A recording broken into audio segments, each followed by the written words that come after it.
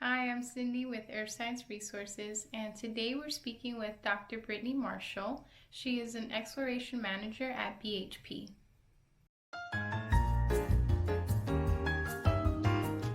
So I'm Dr. Brittney Marshall, exploration manager with BHP. My background is in paleoclimatology. So I studied marine geology at College Charleston, and then got my doctorate in paleoclimatology, geology at University of South Carolina. I had originally anticipated going into academia, but I did an internship with ExxonMobil and found that the collaborative environment where I was surrounded by a bunch of really smart geoscientists, engineers, I really kind of thrived in that collaboration as opposed to kind of the somewhat solo venture I found academia to be. There was always chances to kind of pair up and team up and do some cool stuff, but not quite the same collaborative nature that I was finding in industry. Ultimately interviewed with BHP, loved that they were very climate change aware and progressive, and decided that I would pursue my career with BHP.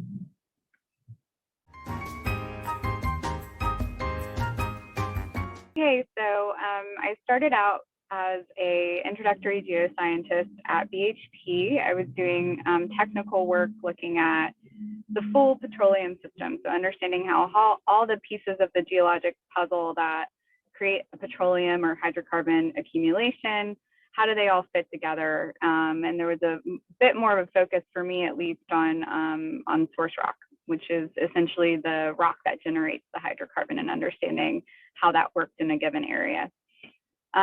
So I did that deep technical work for quite some time. I moved into, after about a year, into the production unit to do that kind of work, working more on the production side of our business, less exploration, more production, right? So we found it, now we're getting it out of the ground. How can we optimize that?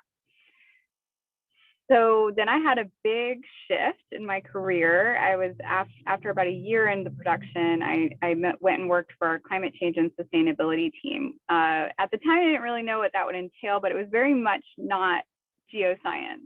So I went into external affairs. I was working on carbon capture and storage projects, helping to manage those projects, speaking externally with different stakeholders and at conferences about how BHP approaches climate change mitigation, what our general thoughts are on it, and how we're trying to do better as an industry, both on the mining side and the petroleum side, to help with the mitigation of climate change. So that was really fun year, lots of travel, went to Australia 4 times, went to Canada, I think 4 times, California 4 times, DC. It was a really exciting year and a real diversion from what I was doing originally, and still planted this great seed of passion in me for that side of the business. And then I came back and did a technical role. So if you ever face in your career a time where someone challenges, oh, well, that person's kind of more administrative, logistical, managerial, I don't think they can come back now to the technical side. You can do it. I promise you. It's like riding a horse. You'll get back on that horse and be like, yeah, I know exactly what I'm doing after just a couple weeks. So I came back and did some real deep technical work, working in our Caribbean regional exploration team, and then was tapped on the shoulder to work on our global endowment team, which is essentially at the very forefront of your exploration funnel. So where in the world do we want to go next? That's really the remit of a global endowment team. So was on that team for about 6 months, working as a technical contributor, and then they tapped me to lead the team. So I've been doing that for about a year now. So I'm managing our global endowment team. It's a very cool project, very innovative, very creative, which is something I really love. And it has, even though it's innovative and creative, it drives real business, decisions, right? So it's not just this, hey, let's see if we can do something for no reason, right? It's let's see if we can do something really cool and different, and it's going to help, drive competitive advantage for our business. So that's been a really fun project. I have a super talented team. It is very different from technical work. And it did take me 6 months to start feeling comfortable in the role, and a year to be like, I got this. And that's pretty typical when you hear about people taking on new roles. 6 months is that like, okay, I'm over that steep learning curve, but not quite there yet. And then eventually you get that plateau about a year in, where you start making, really consistent decisions, kind of the BAU, the business as usual. And I think the most important thing about that journey is you feel less anxious and stressed on the day-to-day, right? When you first start out a new role, a new job, anything in life, it's stressful because you're going up that learning curve. Be patient with yourself, be kind to yourself while you're getting through that learning curve. You will get there eventually, and things will get a lot easier with time. So I've probably reached that point now where I get into work and I don't expect anything, because I know that if I plan a day, the day is going to go completely different from that, that general plan. A lot of a management job is what I call putting out fires. So it's the little things that come up every day. When you have a bigger team, there's more fires, and I have a very big team. But I think what really brings me fulfillment on the day-to-day is feeling connected to other people, particularly the people on my team, and being able to help them accomplish something they really wanted to accomplish, or help them get through a challenge that they're facing and make a decision on how we want to proceed, help nurture and develop them. I really thrive and feel fulfilled when I've done that. Do I love a good technical piece of work and completing that? Yeah, sure, that's great. But I have found that in this role, I am home. I turn off the computer and go into my living room, and I feel fulfilled. So that's been really great. And it's a completely different role than anything I've ever had. Lots of project management, lots of decision making.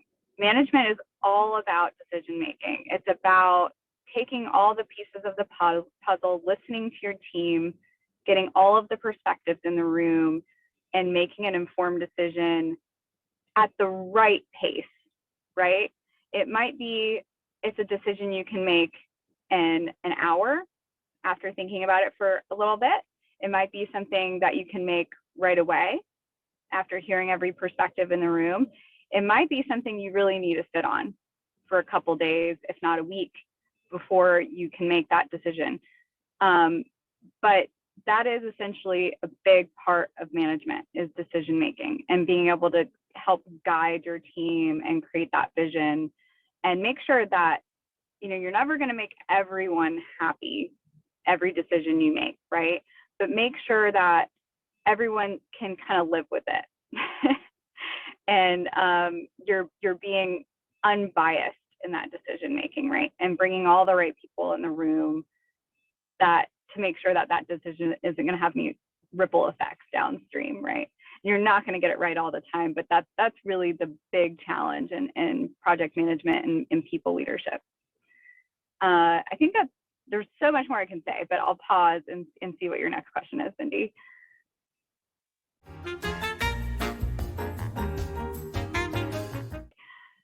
So, my educational career took longer than a lot of educational careers, not just because I got my doctorate, and yes, that takes time. I actually finished my doctorate in a pretty good time, like 4.5 years. But mostly because I was kind of letting someone else drive what I was going to study. So my parents really, really wanted me to go into the medical field, because my mom was in the medical field, and guaranteed job security, flexibility, et cetera, depending on where you go. So my mom wanted me to be an anesthesiologist or a nurse practitioner. Okay. So that was what I was going to do. So I started my undergrad in biology. I started at a community college. I had great grades, but I think my mom probably was right in saying, let's maybe not start off at a big university. Let's get your party out. And I did. And then I got really serious about school. So I transferred up from a community college in Georgia. I transferred up to College of Charleston, and I started taking my biology course load at College of Charleston. I was taking art classes too, and just kind of exploring what I was passionate about. Took some, ethics courses and things. And then I took anatomy in my pursuit of becoming, a nurse practitioner, anesthesiologist. And I hated it. I thought it was just so boring. I couldn't even find an ounce of joy out of that class. Along the time I was taking these like human-based biology courses, I was taking environmental biology as well. And I loved my environmental biology courses, studying the earth in nature. And a little bit of a diversion here, but there are, I think, 8 or 9, it depends on who you talk to, different intelligences. And you can take a survey that kind of tells you what's your intelligence, right? And mine was very much kind of natural intelligence. And one of the careers they actually recommend for that kind of intelligence is understanding the world around you, et cetera, was geoscience. Now, I didn't take that quiz until like 3 years ago, right? But I kind of wish I had taken it early on, because I started finding, even in the biology space, I was really pulling towards the kind of environmental earth biology, right? Not human biology. So my third year in undergrad, I was a 4.0 biology student. Hated anatomy, but did really well in it. And I took a geoscience course because I was getting a minor in meteorology, because I was like, I really like meteorology. I'm going to try this out. And I loved the movie Twister, and I was like, what the hell? I want to know how that works. And so geology was one of the recommended courses for a minor in meteorology.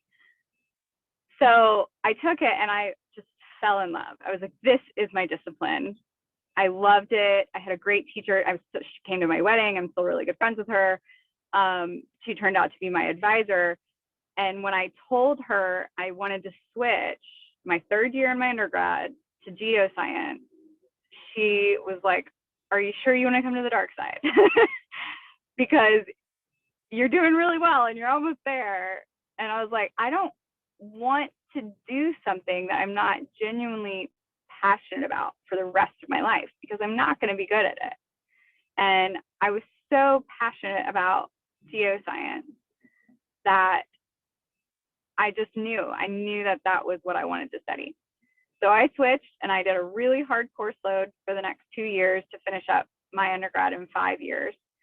And I ended up ultimately pursuing paleoclimatology because it was this perfect marriage of geoscience and meteorology. It was kind of getting that ocean atmospheric thing going, but looking at all of that at global scale, essentially in the past. And that kind of, I basically cherry picked all the things I really loved about different sciences. I knew I wanted to do science, right? Which definitely isn't the story for everyone, but I wasn't sure which science I wanted to do. And so I found this perfect marriage, and I really ruled the direction that I went based on what am I passionate about, because that is going to make you good at what you do. If you love it, if you go to work every day and you're excited about what you're doing, you're going to be good at it. And that's essentially how I became a geologist. It was a very winding path. And don't be scared to take a winding path if it means you're going to be going in a better direction.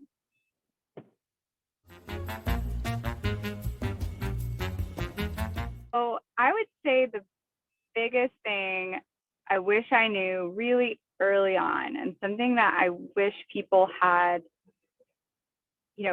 driven into my mind from day one, is the world is not black and white. It is almost always gray. And if you are dead set passionate about one side of an argument, or, let's just take something really easy to relate to, like politics. I am a staunch Democrat, or I'm a staunch Republican. My whole family is Republican, and so I'm a Republican. My whole family is Democrat, so I'm a Democrat. Take some time to open your mind and talk to someone on the other side of that argument. If you're a Democrat, talk to a Republican and hear their perspective. If you are a climate denier, talk to someone who is like incredibly passionate about climate change mitigation and change. If you work in the industry, talk to someone who is a huge activist on the climate change side. If you are in academia studying a climate related discipline, talk to someone in industry, because I guarantee you your perspective of that other side of the coin is different from reality. And you can only be better at what you do and a better person if you open your mind up to other perspectives and you start creating more of that gray zone balanced perspective. Brittney, it's been a pleasure to speak with you and talk to you. It's always a pleasure catching up. Likewise, Cindy, I've missed you. I've missed your awesome smile and your personality and your deep, deep intelligence. And let's not leave it this long before we catch up again.